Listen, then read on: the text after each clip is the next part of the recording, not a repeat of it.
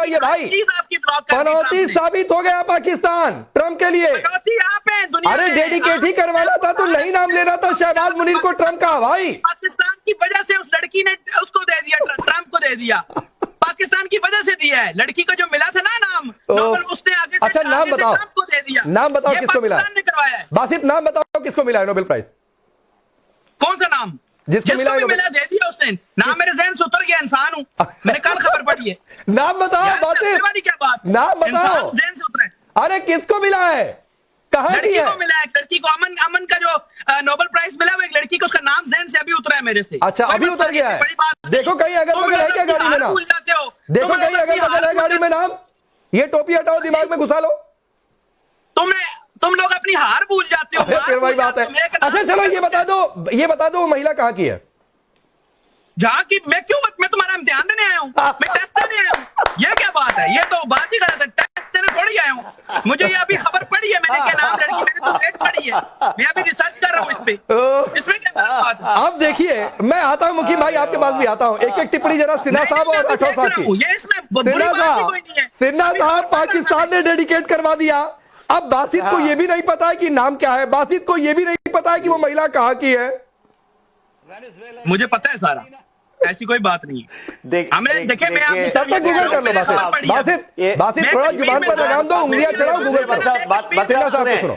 Maria corona Machado, याद कर लीजिए, मारिया कोराना मचाडो याद कर लीजिए जरा साहब। और उनका उम्र है 58 इयर्स। वो अपोजिशन के लीडर है वेनेजुएला की, और वो एक इंजीनियर भी हैं, इंडस्ट्रियल इंडस्ट्रियल इंजीनियरिंग वहां होती है, वो भी हैं। ऑपोजिशन के लीडर हैं, 20 साल से वो ऑपोजिशन में काम कर रही थी। और वहां पर जो चलता है ना, सुनिए ना साहब, सुन ले, डेमोक्रेसी के लिए काम कर रही थी 20 साल से वो। ठीक है, उनको मिला, अच्छी बात है। वो देखिए डेमोक्रेसी के लिए काम कर रही थी, और उनकी बड़प्पन है कि उन्होंने कहा डोनाल्ड ट्रंप साहब भी यदि चाहते हैं, क्योंकि वहां पर जो डिक्टेटरशिप है उसके अगेंस्ट में वो काम कर रही थी। और आपके यहाँ तो डिक्टेटरशिप है ही है। मुल्ला मुनीर का आपने नाम सुना ही होगा। मुल्ला मुनीर तो कह रहे थे इसके पहले, ये मुल्ला साहब थे, वो कहते थे कि हम अफगानिस्तान की पैरों की जंजीरें काट देंगे। हमने काट दिया। फैज हमीद साहब को आपने सुना होगा, उनको आपने जेल में डाल रखा है। आरजू काजमी से पूछे ना, वो एक लेफ्टिनेंट जनरल फैज हमीद साहब थे ना वहां। अच्छा बासित ये बाएं हाथ में आपके कुछ था, क्या था जरा दिखाओगे? बासित अरे बाएं हाथ में कुछ पकड़ रखा था, क्या है? आप सिंदूर 2 करें। कहां पे? बाएं हाथ में कुछ अभी देखा मैंने, कुछ आपने ले रखा हुआ था हाथ में। ये आपके लिए टिश्यू, आपके नहीं दूसरा मोबाइल ले रखा हुआ था गूगल करते हुए भाई, वो मोबाइल नहीं, देखना चाह रहा था। गूगल नहीं कर रहा कसम से। ये देखें, आप बात करें, ये मैंने क्या ओपन किया हुआ, ये देखिए, ये देखा। हाँ गूगल कर रहे थे, मैं कह रहा हूँ दूसरा मोबाइल हाथ में दिखा था, गूगल कर रहे थे, नाम गूगल भी नहीं कर पाए। बड़ी फिर मैं मुखी भाई आता हूँ। राठौर साहब मतलब गूगल तक नहीं कर पा रहे हैं, और नाम याद नहीं है, जगह याद नहीं है, पनौती साबित हो गए, ये कई सारे मीम्स बन रहे हैं।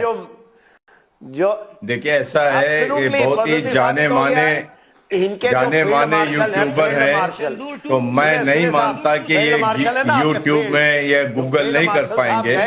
और जो उन्होंने भाई मेरे कोई ऐसी बात नहीं है, बहुत जाने माने यूट्यूब। वो पाकिस्तान से लूटा हुआ का पूरा चीज देकर आ गए वहां पर। ठीक है सिन्हा साहब, ठीक है राठौर साहब अपनी बात पूरी करिए, फिर मैं मुकीम भी आता हूं। आपने तो एक पूरा का पूरा वहां से पसानी सुना है ना, पाकिस्तान के अंदर में एक जगह है पसानी।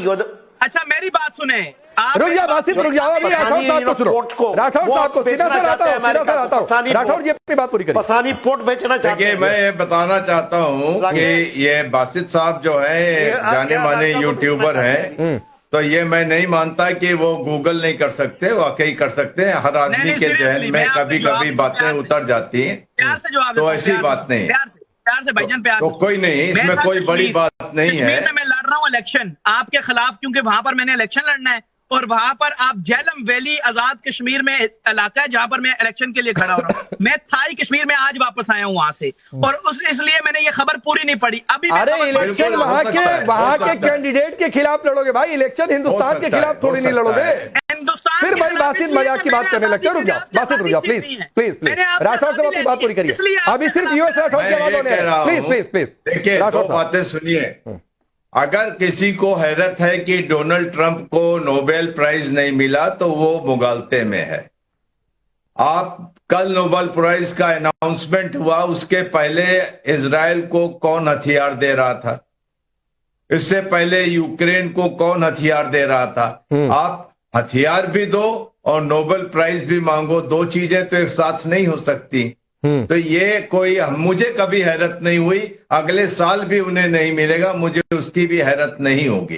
अभी एक चीज और आती है, छोटी सी वेस्टर्न कॉन्स्पिरेसी की बात कर रहा हूं कि मारिया मचाडो को मिला है, तो उसके पीछे कारण क्या है? वेनेजुएला की गवर्नमेंट को गिराना, ताकि मारिया वहां पर बने और उसके बाद वेनेजुएला के नेचुरल रिसोर्सेज को लूटा जा सके। क्योंकि आपको याद होगा कि अमेरिका की नेवी वेनेजुएला में लगी हुई है पिछले 2 महीनों से। तो ये सब सारी चीजें एक बड़े कुचक्र का हिस्सा है। इसमें कोई ताली पीटता है तो नहीं, लेकिन राठौर साहब उस कुचक्र पर जाना भी नहीं है। मुकीम अहमद, पाकिस्तान में ये चर्चा और ये कुछ क्लिप्स मैंने देखी और लोग ये कह रहे हैं कि जो अपने लोगों को आटा डेटा नहीं दिलवा पा रहा है, वो मतलब ट्रंप को नोबेल क्या दिलवाएगा?